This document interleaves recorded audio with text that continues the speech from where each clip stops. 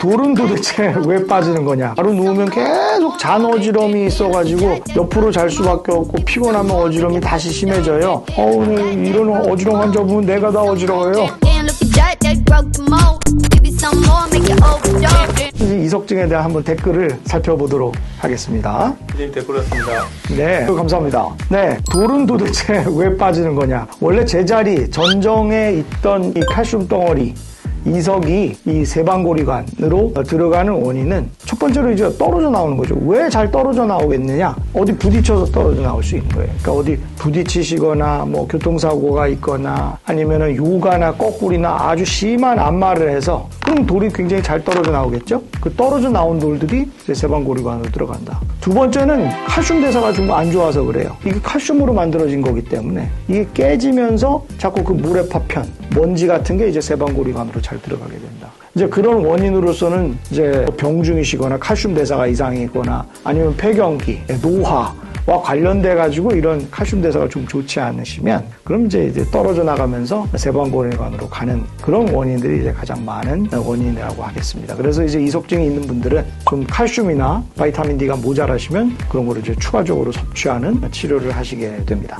이석증인지 모르고 자고 일어나서 눈 떠보니 엄청 빙빙 돌아서 섬뜩했네요. 또 생길까봐 겁나요. 네, 이 이석증이라는 게 굉장히 많기 때문에 2년에서 5년에 다시 재발합니다. 대개. 그렇기 때문에 이제 반복적인 어지럼에 대한 그 두려움이 굉장히 많으시고요. 그래서 이제 의사 선생님들이 대개 아주 강한 비상약과 조금 조절할 수 있는 약한 어지럼약을 좀 구분해서 주시는 이유가 있는 것이 갑자기 이석증이 생겨서 막 토하고 하면은 결국에는 막 응급실에 가는 불편함이 있거든요. 그래서 내가 이석증을 당해봤고 그 증세가 이석증인지 아시면 그럼 이제 비상약 또는 이제 약한 약을 좀 먹어서 어지럼 기능을 좀 조절하고 그리고 어지럼이 좀 이제 없어지게 되면 그때는 이제 좌측으로 우측으로 이석증을 빼는 그런 전정 운동을 하셔가지고 결국에는 이제 이석증을 제거하는 그런 방식을 택하게 됩니다. 그래서 또 생기실까 겁이 좀 나지만은 그런 비상약과 운동하는 법을 아시면 다시 생기더라도 잘 대처하실 수 있겠습니다. 한번 걸리면 완치가 없는 건지 바로 누우면 계속 잔 어지럼이 있어가지고 옆으로 잘 수밖에 없고 피곤하면 어지럼이 다시 심해져요. 이게 정말 좋은 질문 하셨어요. 이 이석이라는 게 처음에는 굉장히 돌이 모여가지고 딱딱하게 돼 있어서 세방고리관에서 아주 크게 움직이고 큰 파동, 큰 자극을 일으키기 때문에 굉장히 뱅글뱅글 도는 어지럼과 구역구토를 동반하거든요. 근데 우리 상상을 해보세요. 큰 바위 덩어리가 파편이 되고 모래가 되고 먼지가 되고 싹 없어지는 그 과정이 바로 이석증이 낫는 과정이거든요. 그래서 그 과정을 다 겪으셔야 어지럼이 없어진다. 그래서 처음에는 뱅뱅뱅뱅 도는 어지럼이 있다가 그게 조금 어질어질한 정도였다가 멍하고 붕 뜨고 사람이 바보 같고 이러다가 결국에는 싹 깨끗해지는 그런 이 질병의 경과를 받게 됩니다. 즉 이석이 큰 상태에서 작아지면서 없어져가지고 결국에 없어져서 깨끗해질 때까지 이 증상 변화가 있으니까 그때까지는 열심히 운동을 하셔가지고 그 이석을 제거할 수 있도록 해주시는 게 좀 중요하다고 생각됩니다. 참 이렇게 복잡하고 거대한 사람 몸 안에 이렇게 조그만 돌덩어리가 잘못 움직였다고 어지럼을 느끼는 게 정말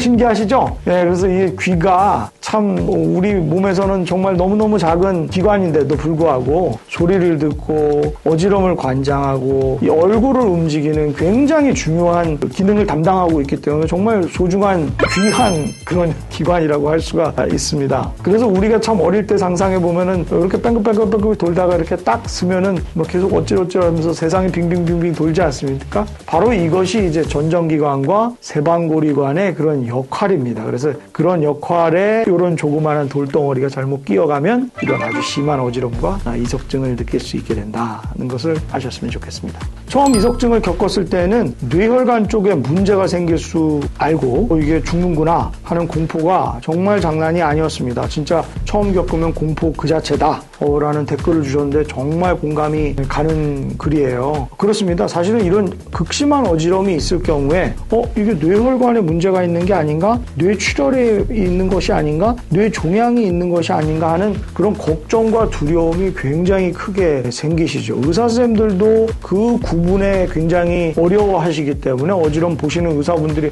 오늘 이런 어지럼 환자분 내가 다 어지러워요 하고 말씀하시는 게 이제 바로 그런 이유 같습니다. 다만 하지만 우리가 이제 이석증이나 어지럼을 이비인후과에서 진료를 할 때 안진, 즉 눈의 움직임을 보는, 관찰할 수 있는 그런 안경, 고글을 장착을 하고 눈의 움직임을 보거든요. 그걸 안진 평가를 한다고 말씀을 드리는데, 근데 이런 평가를 해보면 이게 이석증인지 어떤 전정신경염인지 아니면은 이 중추, 즉 뇌에 문제가 있는지를 어느 정도 좀 구별을 할 수가 있습니다. 그래서 너무 걱정 안 하셨으면 좋겠습니다. 이석증 진짜 미치겠어요. 한번 생기니까 스트레스 너무 받고요. 컨디션 안 좋을 때마다 자꾸 재발합니다. 네, 이게 맞습니다. 왜냐하면 이제 이 칼슘 덩어리가 자꾸 깨져서 떨어지는 그런 시기가 스트레스를 많이 받으시거나 잠을 못 주무시거나 뭔가 이제 건강과 영양에 문제가 있을 때 많이 생기시거든요. 그러니까 이제 이런 컨디션 안 좋을 때 자꾸 재발하시게 되는 거죠. 그래서 이제 그렇다고 하더라도 이런 이석증이 있을 때 거기에 드실 수 있는 이제 적절한 어지럼, 비상약, 약한 어지럼약 아시고 어느 게 나한테 어느 정도 작용을 하는가를 좀 본인이 평소에 좀 알고 계시고 그리고 적절한 이석 재정복할 수 있는 그런 운동을 꼭 잘 배우셔가지고 그거를 이제 1, 2주, 2, 3주 열심히 하셔가지고 이석을 잘 제거하실 수 있는 그런 방법을 잘 아시게 된다면 그러면 이제 재발이 되시더라도 효과적으로 잘 조정하실 수 있겠습니다.